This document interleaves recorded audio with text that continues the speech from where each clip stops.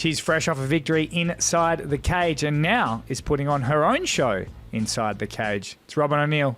We got her now. Ladies and gentlemen, this is your main event. Live from HBF Stadium Festival Hall. Melbourne Pavilion. Not even backstage, we're literally outside. Was that the best fight card in Australian MMA history? Call me crazy, but make sure you call me when I'm right. Be good if the Aussie MMA Instagram page would give us a bit of glow up because we're killing. Welcome everyone to the Australian MMA podcast. My name is Mitch Tinley and today's guest is none other than Robyn O'Neill. She picked up a victory on March 15th against Healy Diane.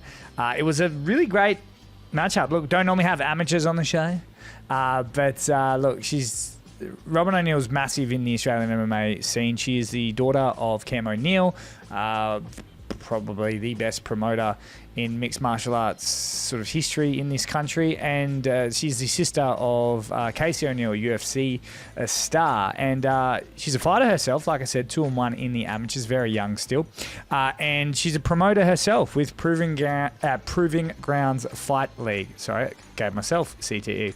Proving Grounds Fight League 6 is coming at ya Saturday, 12th of April, Southport Sharks. It's a really, really great promotion. It's one of the better launching pads for amateur fighters in the country.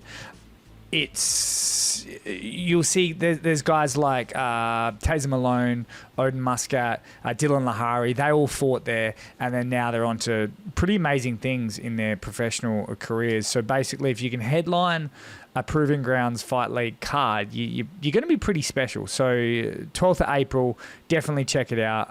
Head on to all their socials to find out how to get tickets, all the streaming, all that sort of stuff. We're chatting to Robyn about her recent victory, the ups and downs she had with her granddad passed away, and she had some health issues going into her last fight. She still managed to get through fight camp, and not just that, but pick up the victory. And of course, handling a show while living in 3 different places. She trains out of Bangtao. She's Gold Coast girl. She's training out of Scrappy in Perth. She's all over the place because she's so busy. She's super talented, and I think you really enjoy the chat. So without further ado, ladies and gentlemen, hear from our friends at Vex, who are also supporting Proving Grounds Fight League. They're the official sort of name partner for the at least the gloves and the gear and all that sort of stuff. So shout out to PRP and Vex, always helping the Australian MMA fight scene. But ladies and gentlemen, Robyn O'Neill. Vex MMA has officially teamed up with PRP Global, and their brand new website is now live. Head over to Vex MMA to check out their latest gear, perfect for fighters and fans alike.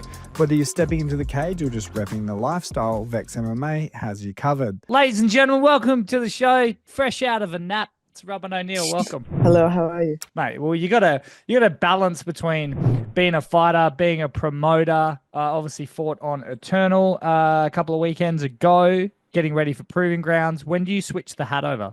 The hat's always on. It's always the same. I think I was able to, after my last fight, just put on the Proving Grounds hat for a moment now. So I've been going pretty hard on that in the last couple of weeks, but usually it's always the one hat for all occasions. Did you beat your opponent and then go, hey, want to fight on Proving Grounds? I actually might have walked into the doctor's room and was like, hey, I can get you a fight soon if you want. And our coach, Jessie, was like, oh, she was asking if it'd be weird if she asked you about that. I was like, nah, girl, come across. I've actually just sent out a fight offer to a different girl for her to fight on the May 3rd Logan City card. So, it's all love. It's all love around here. That's sick. Although if you lost, would you be like, get out of here? I didn't really think that was an option, but yeah. Well, talk to me about that fight. What was your thoughts? Were you happy with sort of the performance, or kind of what was in your head?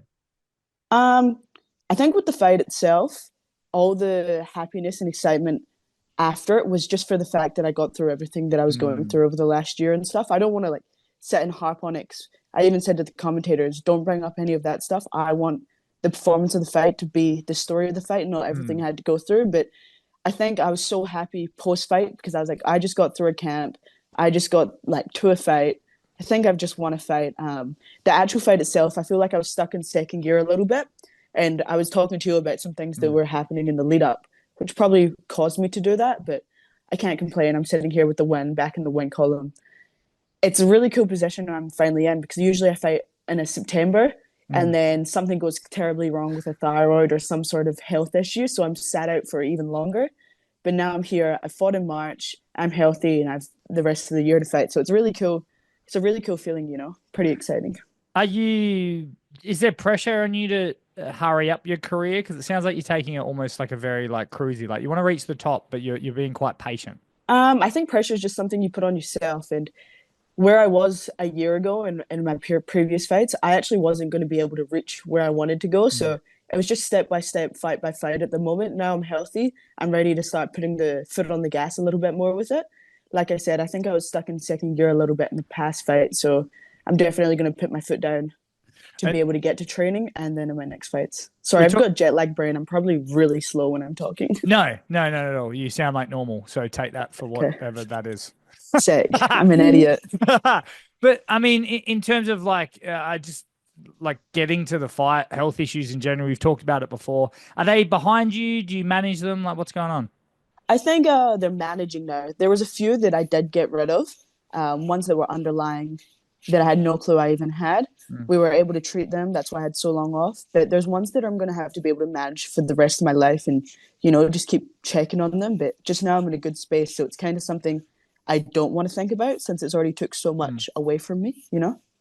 And you said in the post-fight, obviously, shout out to your granddad that passed away. How's that all going? How's the family? As good as it can be, you know. It was really weird to get to Scotland and not be able to speak to him or see him, but it was bittersweet. It was obviously awful at the time, and having it happen on fight week, I'd never had someone that close to me pass away. I've had friends pass away, but never someone this extent. So it was a really weird emotion to deal with.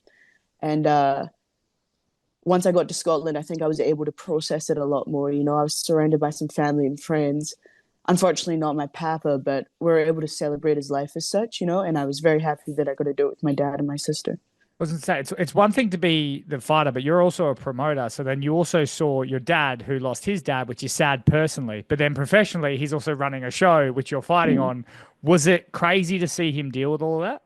Yeah, both Ben Vickers and I were trying to convince him just to stay in Spain for like a couple of days, go like relax, get out of the cold weather, I'll fight, and then I'll come over to see him. But he was adamant on getting it back. And, you know, it's something that's so passionate, like, this sport is something my dad's so passionate about. You see him how he is with Casey. You see him how he is with Eternal. So I know he really wanted to be here for this moment, and I think it was really good that he was.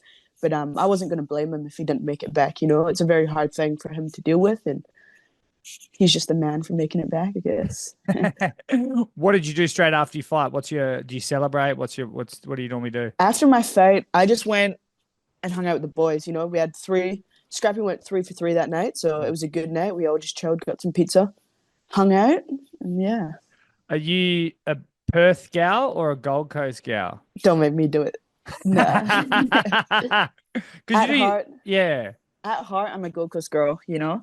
But Perth is where I've got to be just now, this time in my life. Between Perth and Bangtao, I'll definitely be splitting my time. And Gold Coast will always have a good place in my heart because I grew up here with my friends, but I'm very, very different from the person I was when I was growing up. So it's weird being here, I guess. And you train out of Scrappy MMA, your fight camps are out of Scrappy, or what's the sort of split? Yeah, so pretty much Scrappy and Bangtao. You know, I don't have an exact way to split it, but before my first fight, I was even traveling back and forth from the Gold Coast to Perth to train.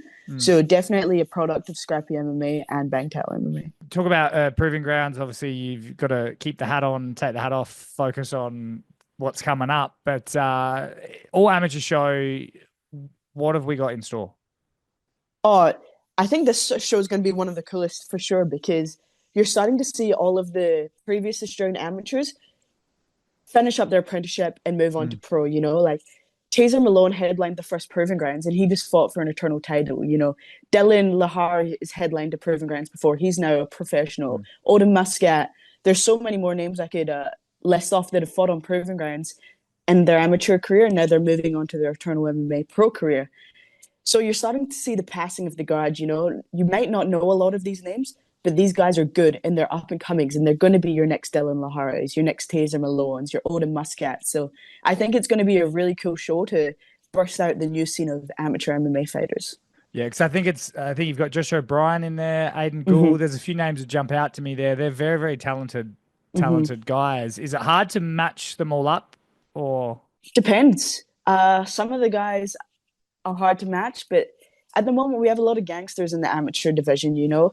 There used to be a lot of no's for amateur fights, but at the moment I've just been sending out fights and they're always very even fights and everyone's just going, yeah, let's do it. Let's test ourselves. One that sticks out to me is Aiden Gold, you know. He actually made his amateur MMA debut on PGFL 5, 2 weeks notice against Jesse Murray.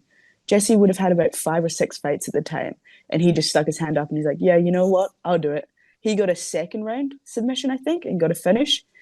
Then we got to Josh O'Brien losing Daz Kolovos. You know, unfortunately, Daz wasn't able to make it to the fight, but I was sending out messages for about 3 days of trying to get people to fight Josh O'Brien, and, you know, no one would. And Aiden Gould came to my mind about 2 days before I offered it. I was like, he's young.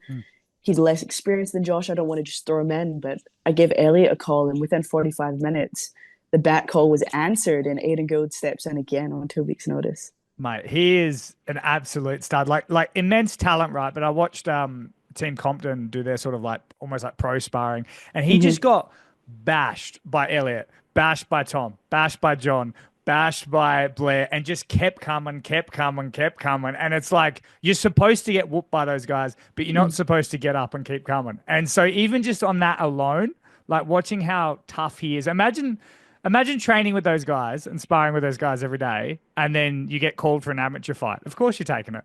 Yeah, 100%. It's character building, you know. When I went over to America for the first time for my birthday, I still wasn't even sure if I wanted to do fighting as a career or anything, but I was just started getting into it.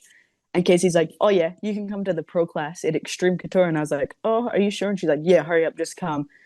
And I was just in that sparring and I was like, holy shit, I'm getting my ass beat. So I resonate with Aiden. I know how it feels. Who's your favorite amateur that you've worked with? My favorite amateur? I don't know. I don't reckon I can say a favorite amateur. You know, I think everyone's very good for different reasons, but I haven't worked with anyone that's been a pain to work with. Everyone's usually pretty keen to have a fight. They'll always accept fights, and ticket sellers are always good ones, you know? But yeah, I love working with everyone that I do. Who's your worst one? This guy called Mitch Tinley. I hate him. Or who's your number one ticket seller? Tell me. Number one ticket seller. Randang sells very well. Really? I remember, yeah, when he was fighting Jamal Weir, which I believe was PGFL 5, I think he did like 40 tickets on the door, like on the day. His friends just walked up to the door and was like, can we buy tickets? And I have my best friends working the door, Faith and Ellie. And they're like, yeah, jump online. Checked it out. So many guys for Rand just on the day. But Dan Gal sells pretty good. Odin used to sell pretty good. There's a few guys that sell decent. Jake Lamb, sorry. I've just named heaps of names. The number one is Jake Lamb, 100%. Why is he number one? On his debut, he sold me like, I can't even remember the exact amount of tickets he sold, but I was like, damn, this guy knows that many people that are willing to spend their money to come watch him. And even dealing with Jake Lamb, he was just a very, very good kid, very eager to get in there and compete. And he's pretty fresh. He's only been training for maybe 24 months, maybe less. But even the way he is with Kerry, like he listens to Kerry a lot, very respectful towards his coach. And then even post-fight, he's very respectful towards us. So I think Jake Lamb's definitely going to be one to come up and watch. Now, I'm very, very biased here, but let's talk about your amazing partnership with PRP and jumping on board with the gloves. Yes. You liked them? You seen the gloves? Yeah, you put up a photo of it. It looks real nice. So why the partnership? Why not the partnership, you know? I think they're trying to elevate the Australian MMA scene as well, same as I'm doing. And they really believe in the grassroots of it all, you know? They have like their Louis Christophersons. They got another fighter before he was even pro, and now he's gone on to win some like belts and he's doing very well. Like they really support the grassroots and try to elevate everybody else. That's what I like about it. And you do this as well as a promoter. I do this when I interview people. Ryan and that at PRP would do similar. You almost take great pride when you pick one early. Like when you're like, that's 100%. The guy. And then you get behind him and then they end up being a champion and you're like, yeah. Yeah, you're like, I knew that.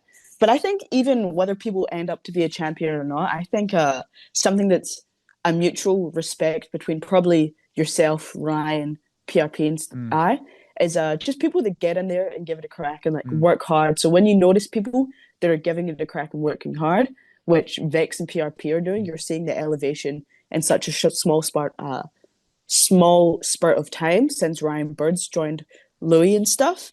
I just appreciate the hard work and want for the scene to grow, the want for the amateurs to be able to get by. It's not always easy being able to spend $100 on gloves and 150 on shinies. So if they can give one amateur gear and it keeps them in training, like I really respect that, you know? Yeah, it's crazy. Ryan is very underrated in what he's doing. Now, before we round this out, Robyn, what is the fight that you are looking forward to the most at Proving Grounds? Ooh, fight I'm looking forward to the most. Got a lot. Let me think. Potentially, okay, there's going to be 3, but okay, I'll say 2. The main event and the I don't know. It's hard to choose, but the main event and the co-main event, I'm definitely looking forward to. Josh O'Donoghue. I haven't had him on a card before, either Proving Grounds or Eternal, but he trains under Ben 10, and so former UFC vet. He's an Irish guy, so you know Irish guys are hard and they like to scrap. I'd be pretty interested to see how he goes. And Kai Kirby's 2-0. He's on the come up. You see him on his Instagram. He's working every day. He really puts in the work. So I'd love to see how that's going to go, especially having someone from Corporate Valley Box. So we've never even worked with that team before. That's what really interests me. And then obviously just Josh O'Brien is a nasty, aggressive, relentless pressure of a fighter. And he's just looking to kill you from the start of the bell to the end of the bell. And I was very, very, very excited for him versus Dazza Kolovos. It was going to be a striker's delight, you know? But I'm excited to see how Aiden adapts to this fight and how he goes. You know, Josh is a little bit longer than him, and it's going to be the classic striker versus grappler sort of scenario. So I'm just excited to see how that plays out, you know? Love it. Now, streaming-wise, we talked last time. How were the numbers last event? Last event was very good. But hopefully this event gets better. And where are we watching? Where are we getting tickets? ProvingGroundsFL.com to get the stream and tickets, or just go in our Instagram bio. There's a little link tree, and you'll be able to pop that up. You are the best. Appreciate you Also, taking this jet lag. What do you want? Guys, don't forget, Eternal MMA is debuting in Logan City. Before we even announced the card, tickets were flying out the door. The card we have in store, it's going to be sick. So make sure, buy tickets for Logan City now. Give me a hint. Give me a hint of one. Oh, should I drop a fight? Yeah, drop one. Will I get abandoned by my father? I have, but he welcomes you back. Just do it. I don't know. Stay tuned. I think there's a fight dropping tomorrow, if tomorrow's Thursday. Don't know. That's a banger, and it's going to get everyone going, oh my God, this is awesome. So I'm excited for that. Tell me, I'll just beep it out. Oh, it's... Awesome, mate. All right, I'll see you next time. Best of luck. See ya. Stay in touch. Thank you. Bye.